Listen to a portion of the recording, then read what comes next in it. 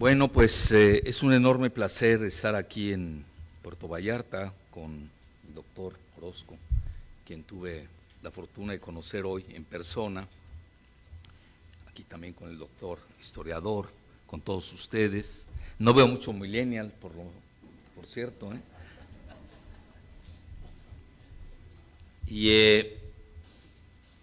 Y agradezco también pues que me den la oportunidad de hablar de un libro. Y hoy conversando, porque me hizo el favor de ir por mí al aeropuerto, conversando con el doctor Orozco, precisamente me decía que teníamos muchas coincidencias en la cuestión, sobre todo del neoliberalismo. Yo sí uso la palabra neoliberalismo porque es la apropiada. En la época del porfiriato, pues no había esta desregulación, era más regionalista. Realmente el neoliberalismo tiene, incluso quienes sabemos mucho de economía y de finanzas, tiene un decálogo, el consenso de Washington se llama, y ahí está muy bien, se nota cómo el mundo se vuelve esclavo de la bancocracia, de los grandes bancos. Por eso a mí esos términos de democracia, yo creo que el que lo usa no sabe de qué está hablando. Yo tuve la oportunidad cuando estuve en Atenas, cuando estuve en el Partenón, lo primero que hice fue a ver dónde había nacido Cleístenes, que es el que propone ese concepto de la democracia muy a la ateniense, que luego, ustedes saben, desaparece cuando Esparta le gana a Atenas. Lo que pasa es que esa parte de la historia no nos las cuentan. Y hemos tenido ahí sobresaltos, pero yo les puedo decir, bueno, vean el relajo de esta democracia bananera en Estados Unidos. De vergüenza, ya ni el INE, que tuvo que cambiar su nombre de IFE a INE, etcétera. Entonces, me agradó mucho el subtítulo. Bueno, pero estamos comentando algo. Me dice, tenemos muchas coincidencias en nuestra crítica al modelo neoliberal, que incluso les puedo decir, últimamente ya hasta se usa un nuevo término, porque ustedes sabrán, el mundo se manejan dicotomías, nos gusta, no sé, tenemos los arquetipos de Pacquiao contra el Canelo, ¿no? El bueno, el malo, todo ese maniqueísmo que al final del día es excluyente. Pues manejamos, por ejemplo, el concepto izquierda-derecha. Yo cuando lo escucho, fue necesario en un periodo, pero es insuficiente para explicar el mundo de hoy. Está totalmente rebasado. Y ustedes saben de dónde viene el concepto izquierda-derecha. Bueno, primero estaba con Carlos II en Inglaterra, que lo decapitan, un rey decapitado, y luego en la asamblea francesa, así le llamaban asamblea, los que se sentaban a la derecha eran los girondinos, que resulta eran realistas, estaban a favor del rey, y los que se sentaban a la izquierda eran los jacobinos, que son los que hacen la revolución. Y de ahí pues se han tomado esos términos, creyendo que la izquierda es revolucionaria. Bueno, cuando yo veo a los chuchos, dices, ¿cómo va a ser? Primero que nada, ni son izquierda, son travestis, que decir bien los términos. Además son neoliberales, bueno, ahí me la platicas luego, ¿no? Además firmaron el pacto contra México. Pues, vean, yo ahorita incluso creo que hasta voy a hacer un ensayo, un libro, ya no lo sé. La confusión lingüística. Estamos usando términos que confunden. No tenemos bien el significado de los términos. Acuérdense que cuando precisamente Dios castiga, leyendo a la Biblia, castiga a los humanos, es precisamente cuando ya no se comunican, y es la Torre de Babel. Y hoy estamos viviendo una Torre de Babel, se los garantizo. Cualquiera, el más grande personaje de cualquier partido de México, lo conmino a definirme los términos que dice, y no sabría sostenerlos. Te los digo en conocimiento de causa. Entonces, vivimos esa época caótica, semiótica, pero así son los tiempos de las transiciones. Vean, 5 siglos antes de Cristo, el gran Confucio, que hasta la fecha lo siguen citando en China, es uno de los padres todavía del pensamiento chino, junto a Mao Zedong, obviamente, Lao Tse, pero nadie como Confucio. Vean, ¿cuántos años han pasado? Y sigue vigente el pensamiento de Confucio. Y él comentaba, y acuérdense que los chinos, si algo tienen, es el pánico al caos. Y comentaba él que el inicio del caos comienza con la confusión lingüística. Entonces ya empezamos a usar términos, en serio se los digo, a mí me ha tocado mucho estar viendo acabo de hacer un libro, incluso copartícipe con el Colegio Nacional, no crean que me gustó mucho, porque hay una bola de parásitos ahí que no hacen nada y cobran salarios enormes. Yo no soy SNI porque ni me interesó, yo no quiero vivir de la nación. Si ustedes agarran a todos los investigadores de México y les dicen, a ver, ¿qué produciste este año? Pero producción real, no chatarra. Da pena. A ver, Krause, pregúntenle qué ha producido. Nada. Y cuando produce, plagia. Y cuando plagia es un libro chafa. Pues, eso es el Colegio Nacional. Da hasta vergüenza entrar ahí, se los digo abiertamente. Bueno, ya acepté, ya hice mi capítulo. Y era precisamente abordando el término de populismo, donde ustedes, se los digo abiertamente, en México ustedes la palabra populismo es denigrante, despectiva, porque así lo han hecho los medios masivos de comunicación. Nada más que hay que recordar que la palabra populismo o el Partido Popular, así empieza, nace en Rusia, lo imitan en Estados Unidos. Hoy el mayor país más exitoso del mundo es una república popular, y es comunista, y se llama China, y es la vanguardia de la 5G, de la 6G, y en México andamos en el punto G.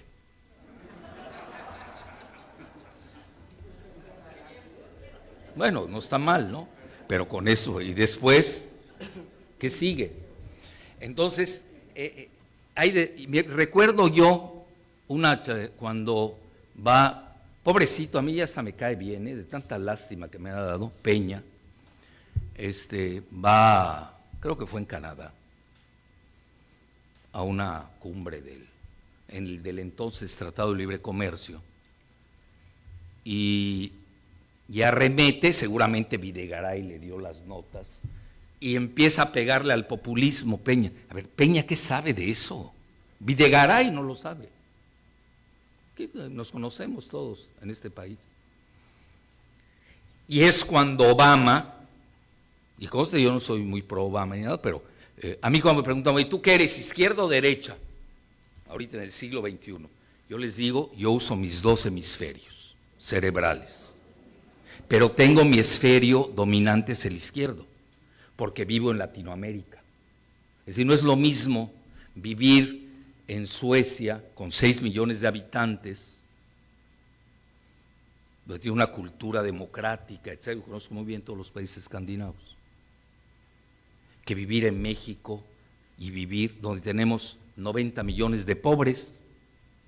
Pues a fuerza tienes que ser de izquierda. Y además se los digo abiertamente, y qué bueno, me dio mucho gusto ver a gente de la empresa. Yo soy proempresario. No tengo complejos de inferioridad, pero les voy a decir algo, el empresariado mexicano le falta mucho.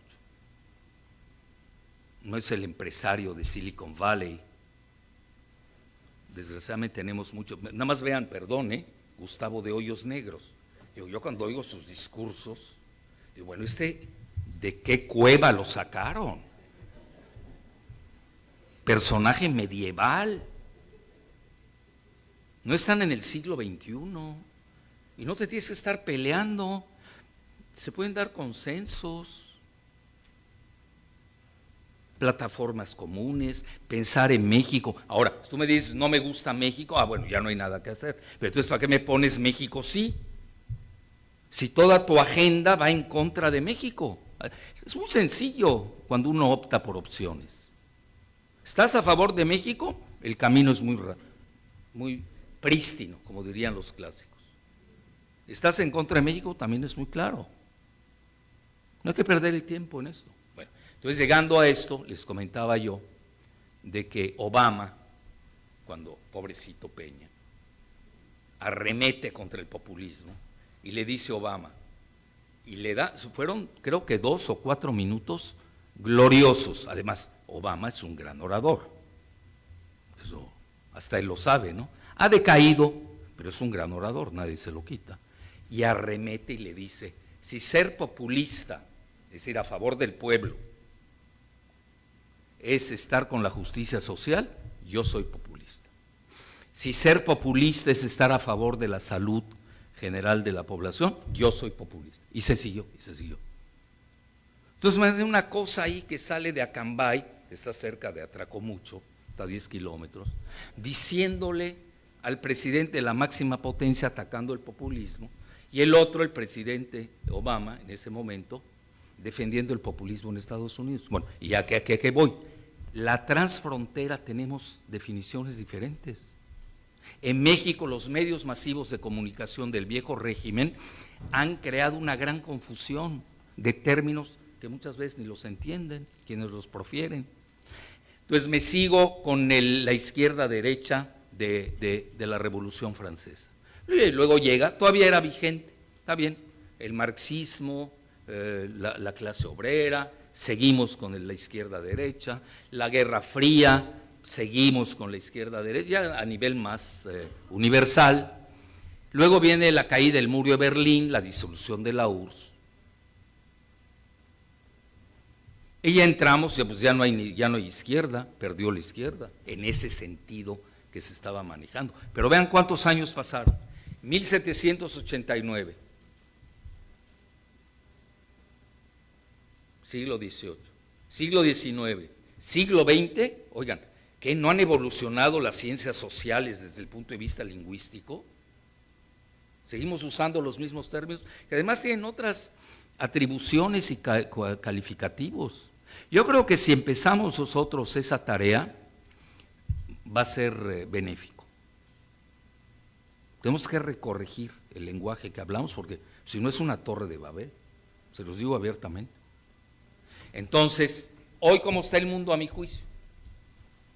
Por eso estoy insistiendo mucho en que sí es correcta la palabra neoliberal.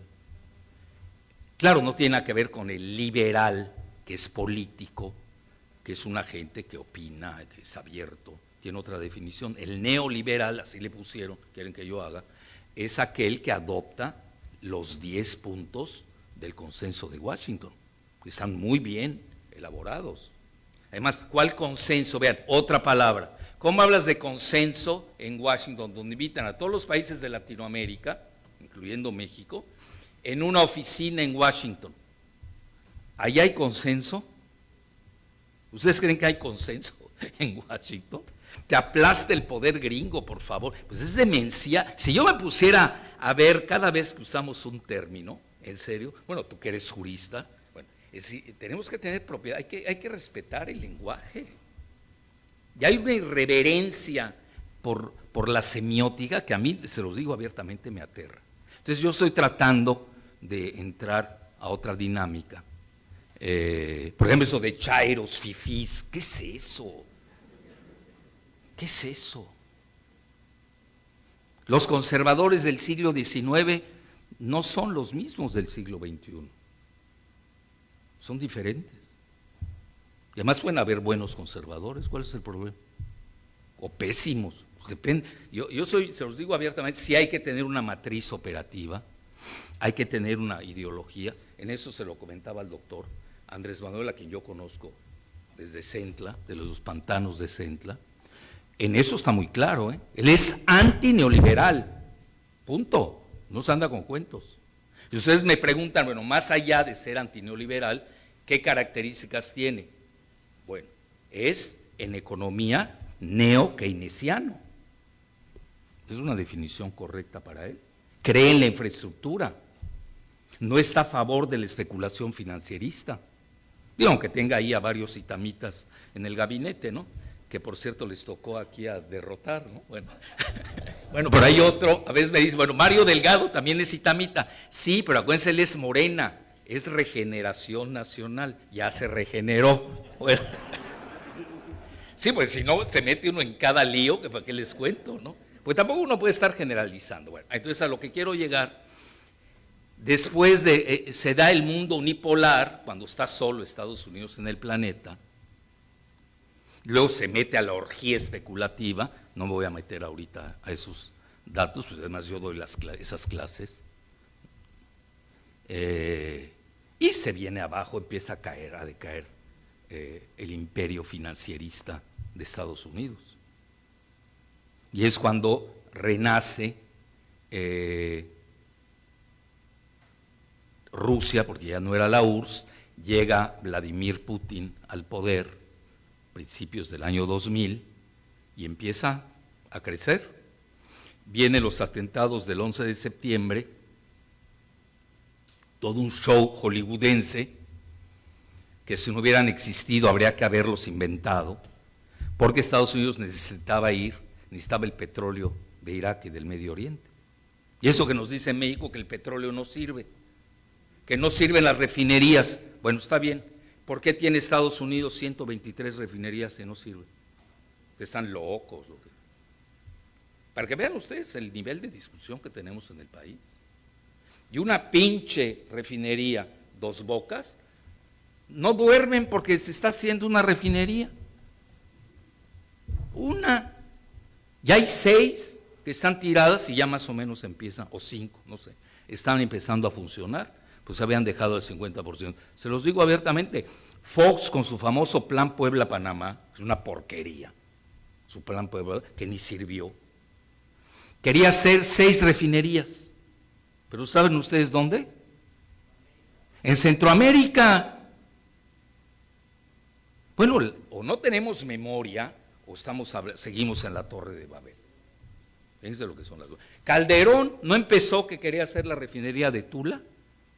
Vean lo que costó, mandaron a hacer, lo regañó a Estados Unidos porque es un pobre instrumento de Estados Unidos y ya, se acabó. ¿Por qué? Porque los tejanos eso es lo que más ganan en las refinerías, no es en la extracción del petróleo, el valor agregado. Además, yo les recuerdo, nosotros tenemos muchas vulnerabilidades en México si hablamos de geopolítica y de seguridad nacional. Ya importamos gas. Importamos gas. Entonces, obviamente el presidente está pensando en esos términos, más o menos de no ser tan dependientes ni de la gasolina ni del gas de Estados Unidos. Bueno, ya no de los huachicoleros, ese es otro tema. Entonces regreso a los términos para entrar de lleno a lo que yo entendí del libro. Y luego que ya entra China después de los atentados del 11 de septiembre, o autoatentados, como le quieran llamar, China a los 5 o 6 días entra a la OMC y a partir de ahí China, vean, yo recuerdo esa gráfica perfecto, siempre la uso en mis clases o en mis conferencias. México estaba por delante de China. Hoy vean dónde está México.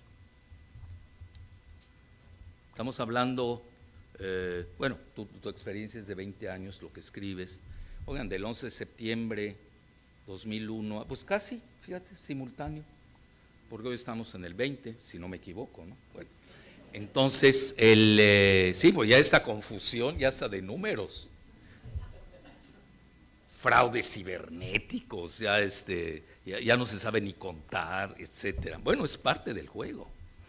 Entonces ya entramos una nueva, yo diría una fraseología diferente, y ya se empezó a manejar. En México, Zedillo la manejó, bueno, es forma de formación economicista, y aquí se empezó a manejar en México los neoliberales, que obviamente son los buenos, y los globalifóbicos. ¿Se acuerdan de ese término? Globalifóbicos. Bueno, ¿por qué me tienes que insultar? ¿Por qué? Bueno, y tú los sifilíticos, ya no acabas.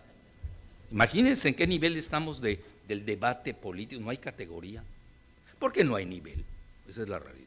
Entonces, ahí empieza eso, y todo lo que sonaba a estar en contra de la globalización, pues era anatemas. Nos exorcizaban. Yo estaba en la lista negra, bueno, estuve en la lista negra de los medios 30 años, porque nunca cedí, estaba yo convencido de mis teorías, y luego a partir de ahí ya entramos, yo diría una nueva dicotomía que incluso yo propuse, y así se llama mi libro, un socio de publicidad, ni siquiera los traje para vender, así que no es para ello, que le llamé globalistas, que serían los neoliberales, pero a escala global, globalistas, ya todo el mundo lo usa, sobre todo los grandes centros de pensamiento ya usan el término globalista, es el neoliberal global. Aquí, con todo mi respeto, doctor, no podría poner porfirista, porque nadie lo va a entender ni en Tailandia, ni en China, ni en Zambia. A nosotros sí, en México asienta bien, yo lo entiendo perfecto. Nada más que tiene otras características. Hay que definir bien las cosas. Desregulación de los mercados, financiarización a ultranza, es decir, tiene su contenido semiótico muy fuerte. Y ahí yo puse, y hago mi autocrítica, porque uno también se tiene que corregir. Si las máquinas se autocorrigen, es un ser humano, pues también me corrijo. Y a veces hay que ser autocríticos. Entonces, puse nacionalistas. ¿Por qué? Pues nací en México. ¿Qué quieren que yo haga? Si hubiera nacido en otro lado, pensaría de otra manera. Entonces, ¿qué quiero? ¿Qué quiere decir para mí la nación, el país? Pues conservar una entidad llamada México, que no es fácil, ¿eh? Estamos pasando un momento. Aquí vivimos en Disneylandia, se los digo abiertamente. El mundo está en una situación muy delicada. Y nosotros más que nadie, con una casi guerra civil que padece Estados Unidos, que no es broma. Y ahí la vamos a pagar con nuestros mexicanos de allá y nosotros acá. Van a haber reverberaciones. Entonces, ¿sabemos qué nos conviene? La armonía. A nosotros no nos conviene siquiera, aunque odie yo a los gringos, otros ya que se maten, ya, se matan, te va a afectar. Dependemos de los 6 ingresos de Estados Unidos, de 5. ¿Cómo te salvas? Nos entregaron demasiado. Entonces, ¿en qué hay que pensar? ¿Cuál es el ideal de un país? Hay un término en economía que se llama la autarquía. Ser autosuficientes. Eso no existe. Todos los países tenemos una dependencia de un grado menor a mayor. China, su sueño es, para el 2025, la autarquía. Ellos están trabajando en eso.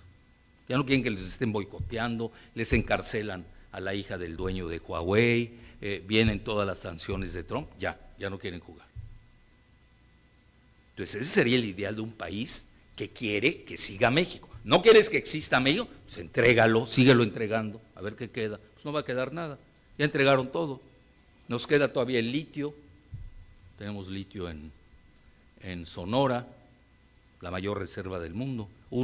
En general en todo somos el 5º lugar del mundo, que es el futuro con las cuestiones de carros eléctricos. Hay en San Luis Potosí, hay en Zacatecas. Bueno, obviamente le tiene echado el ojo. No crean que muchos de los eventos que han sucedido, que el Levarón, que esto, están deslindados de esa situación. Todo lo del agua, ustedes no crean que es gratuito lo que pasó en Chihuahua con el agua.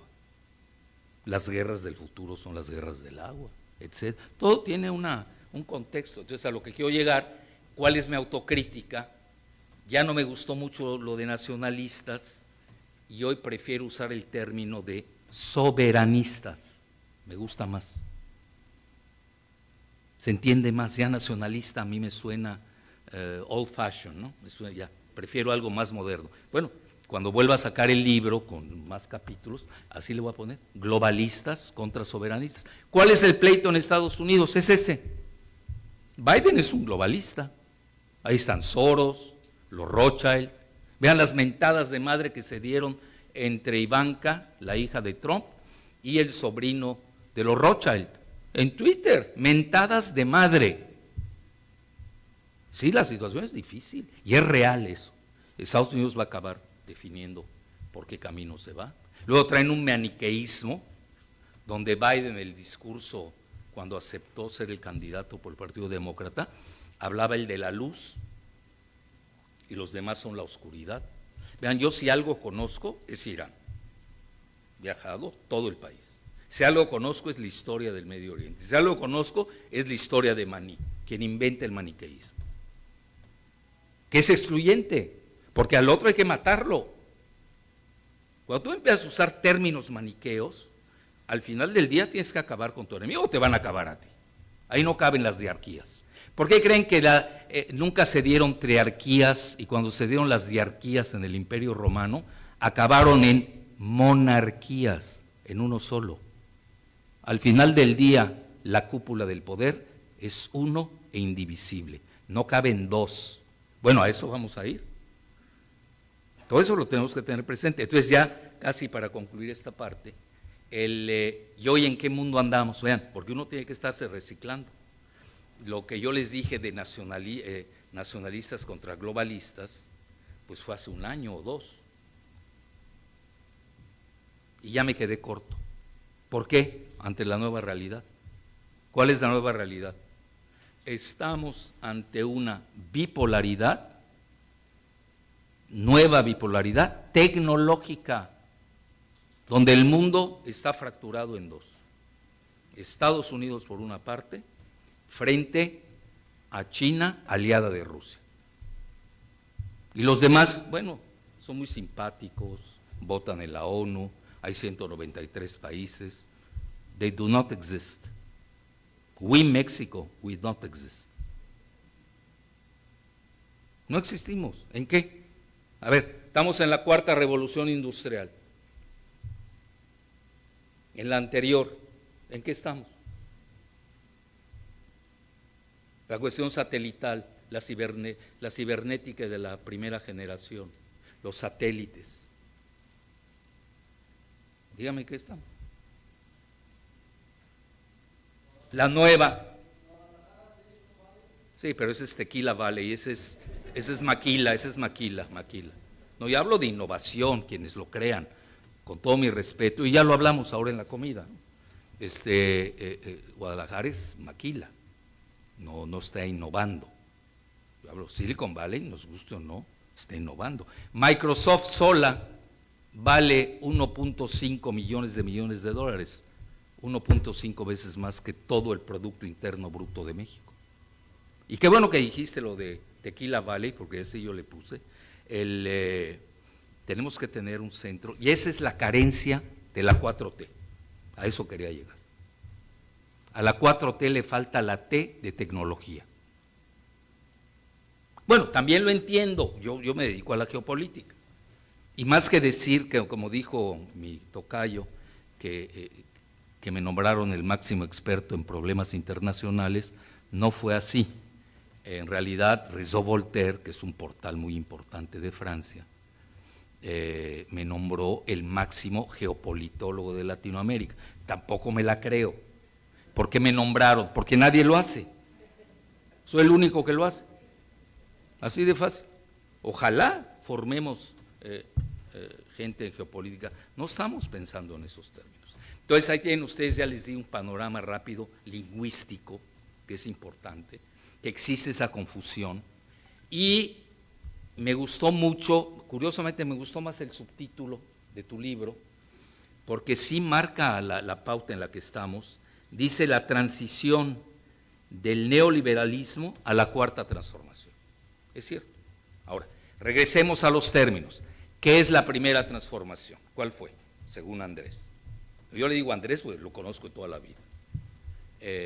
Y ahora que es presidente, pues ya, es different. Señor presidente, ¿no? El besamanos, ya saben. Hay liturgias, lo entiendo, perfecto. Por eso no lo veo. Nada más por eso. Entonces,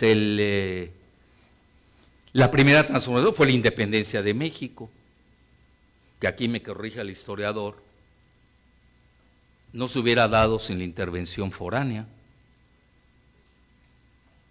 Estaban los españoles contra el grupo británico, o anglosajón, como le quieran llamar.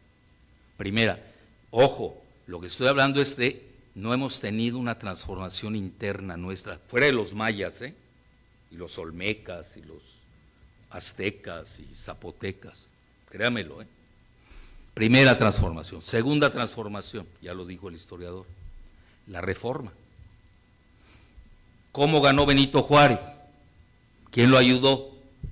De no haber sido por la ayuda de Estados Unidos, no hubiera ganado. I am sorry, pero es la verdad. Y conste que yo soy crítico de Estados Unidos, no crean que soy, como dicen, hoy está de moda la palabra doblado. ¿Qué quiere decir eso, doblado?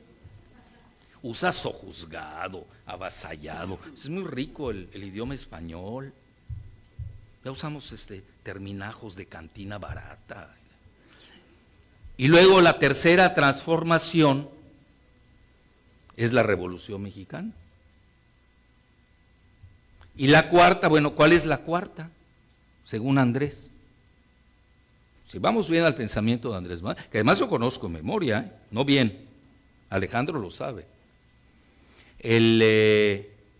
Incluso hoy estaba, ni siquiera presumí, ¿no, abogado? Ahí les mostré que hay un libro, el único libro que ha prologado Andrés a nivel político, es el de un servidor. Se llama La desnacionalización de Pemex. Yo sé cómo piensa Andrés.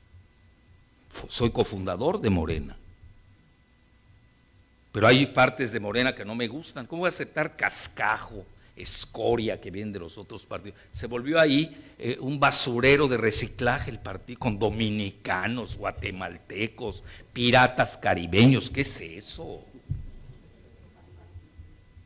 Imagínense un dominicano, ese Díaz Polanco, nos viene a dictar cómo tenemos que pensar en un partido. Luego ahí nos meten en las radiodifusoras un tal Buscaglia que está en contra de la doctrina Estrada. Primero vete a defender a tu país las Malvinas, que yo ya me fui a Argentina a defenderlas.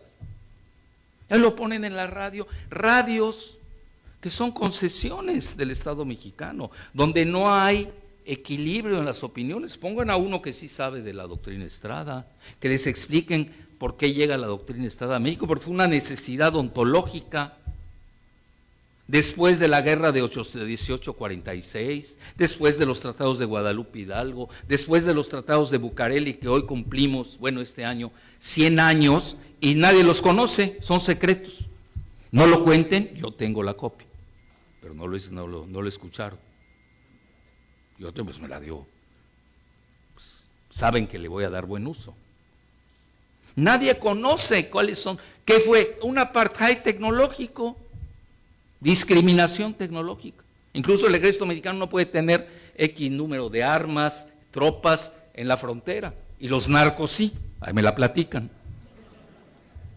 Ese es el tratado de Bucareli bis. Bueno, ya casi para concluir, y luego llega Zbigniew Brzezinski, asesor de Obama, de los Carter, y dice, no queremos un Japón en la frontera. Pues obviamente nos tienen pavor. Además el mexicano es muy creativo, muy inventivo. Sí, pero no tenemos la base. Y ahí entro a la piedra de toque, que no la estoy viendo y se los digo a ver, porque tienen que ser críticos, aún desde Morena. La piedra de toque es la educación, no hay de otra. Sudcorea pasó de la nada, sin recursos, véanlo hoy. Rápidamente les digo cómo está el mundo, corte de caja de esta semana, que va a una velocidad tremenda. Acaban de crear el bloque más importante geoeconómico del mundo, de 15 países. Regional Comprehensive Economic Partnership. Bueno, no traje a Naya para que me tradujera, pero pobre animales, creo que nada más el único que sabe inglés en México. Pues ya es demencial todo lo que uno escucha, se los digo en serio. Asociación Económica Integral Regional. Y aquí entramos de lleno al libro del doctor. El mundo se está desglobalizando, no lo digo yo sí lo escribí, lo tengo que aceptar. 2006 escribí un libro que se llama Hacia la desglobalización. Y un año después lo sacó Jacques Sapir, Claro, yo soy del quinto mundo, emplumado, nadie te hace caso, y Jacques Sapir, de la Sorbona de París, da clases en Moscú, etcétera. ¿Qué libro creen que pegó más, el mío o el de Jacques Sapir? Pues si somos país de telenovelas, ¿creen que no pensamos en México o en Latinoamérica? Y ahí va, hace 3 meses saca Deutsche Bank, uno de los principales bancos europeos, que ya aceptan que existe la desglobalización. ¿Cómo va a haber globalización cuando se están matando los chinos de los estadounidenses por la cadena de suministros? Hay guerra de chips, guerra de semiconductores. ¿Cómo le van a hacer? Entonces, ¿qué hizo China hábilmente? 15 países crearon se llama RCEP, el mayor bloque económico del mundo. Maneja el 30% del PIB global. Aquellos que son tan economicistas. Les garantizo que en el ITAM ni lo saben. No es broma, ¿eh? No lo saben. No están actualizados. Luego, tienen ustedes 2.200 millones de habitantes que pertenecen, pero lo más importante, sotoboche entraron Japón y Sudcorea. Ya China puede contar con el suministro de la cadena de chips, que hubieran pegado durísimo. Porque hoy el mundo, ¿en qué está compitiendo? Ya se los dije en qué va. En inteligencia artificial 5G y 6G, hoy China lleva la delantera. ¿Qué pasó con nosotros en México? Escogimos 2 veces mal. Quizás no tengamos opción. 2 veces escogimos mal. Tú le das mucha importancia en el libro a lo del TEMEC. Nos metimos primero al TPP, bueno, a la Alianza del Pacífico. No, demencial, con Videgaray. Porque lo obligó a Estados Unidos. Metimos a Perú, no tengo nada contra ellos. Si alguien es latinoamericanista, soy yo. Yo fui asesor senior de la COPAL. Imagínense si no soy latinoamericanista. Pero no es nuestro momento. El país más golpeado en la pandemia es Latinoamérica. Peor que África. Hombre, ya África va volando, va progresando África. ¿Por qué? Pues estás dominado, ya sabemos por quién, y luego no tenemos educación apropiada y no tenemos tecnología. No puedes jugar, tenemos que jugar. Mientras China está pensando en la autarquía, ¿nosotros qué hacemos? Entonces, ahí les va, están los 3 países grandes del noreste asiático, China, Japón y Sudcorea, que de facto ya tienen entre sí tratados de libre comercio entre ellos, al entrar dentro de un mecanismo regional donde todos están quitando por lo menos 95% de las tarifas. Y ahí les va algo que nuestros mediocres gobernantes, de cualquier partido, aquí no crean que tienen salvación, no vieron transferencia de tecnología. Ni el TLC ni el TEMEC abordan la transferencia de tecnología. Y ahí les va. En el RCEP viene transferencia de tecnología, sobre todo para los 3 países menos desarrollados del bloque, que son Laos, Camboya y Myanmar, que antes se conocía como Burma o Birmania. Hay transferencia de tecnología. Bueno, que nadie hay en México que exija o exhorte, suplique que haya transferencia de tecnología. ¿Nadie está pensando en los partidos eso? Pues no. ¿Quién lo va a pensar? ¿El dominicano que estaba en la comisión de deshonra e injusticia? ¿Quién? Están pensando en qué robar, cómo llevarse dinero. Es una desgracia, se los digo abiertamente. Bueno, ya que estoy viendo los nuevos cuadros de Morena ahora, yo creo que esas son las materias que hay que abordar. Hay que pensar para ser diferentes. A ver, que alguien me explique, como el doctor aquí lo explicó muy bien, ¿cómo se puede dar el PRIAN? Pues se dio y cogobernaron al país. Lo cogobernaron. Desde Salinas. ¿Se dio? ¿Cómo puede ser? ¿Son antagónicos ideológicos? No, porque los dos eran neoliberales. Así de fácil. ¿Cómo se puede juntar un partido como el PRD de los chuchos, de esos travestis? Pues eran neoliberales. Entonces hay que empezar a manejar bien los términos para saber, bueno, de qué lado me voy, dónde me ubico. Y ya para concluir, yo creo que esta parte que usa mucho el doctor Orozco, repensar bien el TEMEC, ese tratado México, Estados Unidos, Canadá, que por cierto aquí hay que hablar como son las cosas. Lo firman, bueno, lo inician Videgaray con Ildefonso Guajardo. Peña, pobrecito, ahí nada más lo obligan a firmar, los que lo piensan. Y luego, cuando gana las elecciones Andrés Manuel, ya estaba negociado, que además los demócratas no se portaron muy bien. A mí me aterriza cuando dicen es mejor el demócrata que el republicano en Estados Unidos. Bueno, vayan al Museo de las Intervenciones, vean la historia de México, ¿no la conocen? Igual nos va a ir de mal con los dos. Trump y Biden, no se equivoquen, son lo mismo, tienen los mismos objetivos para Estados Unidos. Lo único que varía es el método. Al final los objetivos son iguales. ¿A poco ustedes creen que nos va a ir mejor con Biden? Hillary Clinton fue la que se llevó el petróleo de México. ¿O ya se les olvidó? Bueno, si no sirve el petróleo, ¿para qué se lo llevan? Vean todas las preguntas tontas que uno empieza a hacer. Bueno, entonces ya al final del día, luego envía Andrés a mi paisano Jesús Seade, que luego estuvo a cargo de la oficina en Norteamérica, con Marcelo, a negociar la parte energética, la soberanía energética.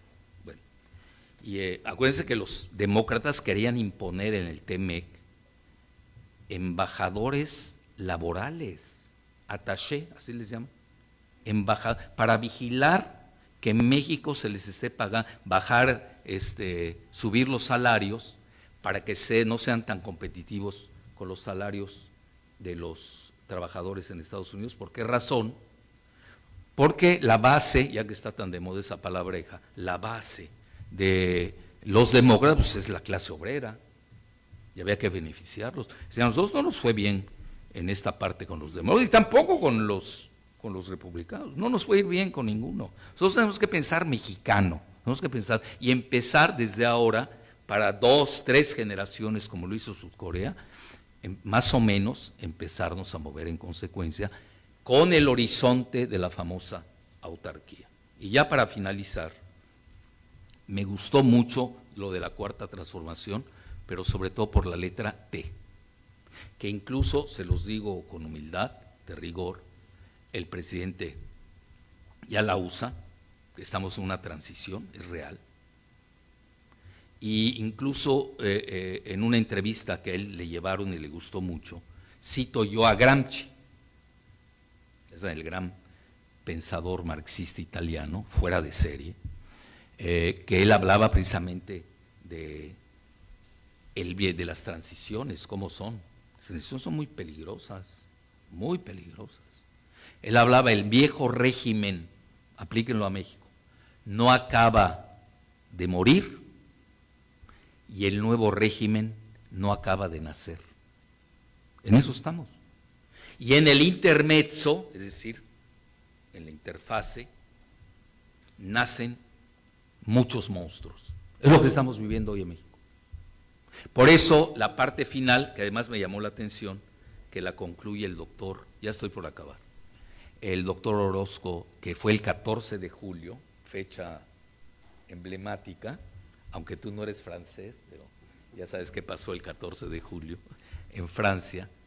Te veo dubitativo, o estoy mal. Lo vi dubitativo, bueno, ¿esto a dónde va? ¿Qué va? Obviamente, tenemos una triada maligna, que otro presidente ya se hubiera caído. Tenemos la triada maligna con el Gatel, esta cosa, ¿cómo se llama? La pandemia. Que hoy dice, sí, son muchos, 100,000 muertos. ¿Qué es eso? Yo soy de formación médico. Estudié nutrición, luego me fui al Instituto Nacional de Neurología. Nunca lo vi al Gatel, por cierto. Ahorita ya me lo inventaron que es epidemiólogo. ¿Qué es eso? Que ya se acabó, y ya se aplanó la curva, se aplanó su cerebro. Ya estamos en la tercera ola en Japón, en Francia, y aquí diga que se había aplanado la curva con el C3 de la UNAM. ¿Qué es eso? Cuando las ciencias ahí no puede estar discutiendo cómo se prestan las ciencias sociales. Luego, ¿qué nos pega también? La inseguridad, que además hay que decirlo abiertamente, es problema dual de Estados Unidos y México. Es que era rápido y furioso. Ellos meten las armas a México. Tan fácil como no venderle armas, allá saben quiénes, y a ver, los quiero ver que operen. Pues no, le conviene a Estados Unidos. ¿Por qué? Por geopolítica. Estados Unidos no le conviene que se caiga México, pero tampoco le conviene que crezca. Y además somos el segundo país más importante de Latinoamérica, a veces se les olvida. Por eso a mí, cuando vienen otros ahí, tipo el dominicano, el guatemalteco, a darnos lección, oye maestro, tranquilo, estás en el segundo país más importante de Latinoamérica, estás en el primer país de habla hispana del mundo. Además tenemos, ya ni saben, Anaya ni sabe, vive en Atlanta, ni sabía cuántos mexicanos hay ahí. El censo maneja 35 millones, pero Landau, el embajador, maneja que somos 60, súmenle 60 más 124, somos la primera etnia de Latinoamérica. No es un juego. Si ya perdamos nuestros complejos de inferioridad, esa mentalidad del esclavo y el amo que siempre manejó Hegel. Entonces, en resumen, somos una superpotencia nosotros, a nivel cultural, la máxima del continente. A nivel civilizatorio, igual. No nos ven a dar clases, solo somos los que damos las clases. Y ahora resulta que los patos le disparan a las escopetas. Pues no lo vamos a aceptar. Y yo creo que esa es la verdadera renovación, esa es la verdadera regeneración. Y yo me complazco mucho de que, bueno, a mí muchos me dicen, bueno, ¿y por qué sigues en la 4T? Oye, pues no me puedo ir ni al PRI ni al PAN, oiga, pues ¿qué hago? No tengo opción. A ver, me voy con el PES, a ver, ¿a dónde me voy? Ya se hablamos de partidos, pero además lo maneja muy bien el doctor Orozco.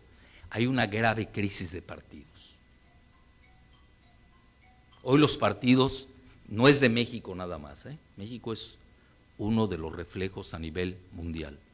Hay una grave crisis, porque no están dando gobernabilidad, no están resolviendo los problemas, están totalmente rebasados. Entonces hoy tenemos que entrar a una nueva fase de ciudadanía y sobre todo incorporar a estos maravillosos jóvenes que ellos van a cambiar el destino de nuestro país que siempre le ha pertenecido. Muchas gracias.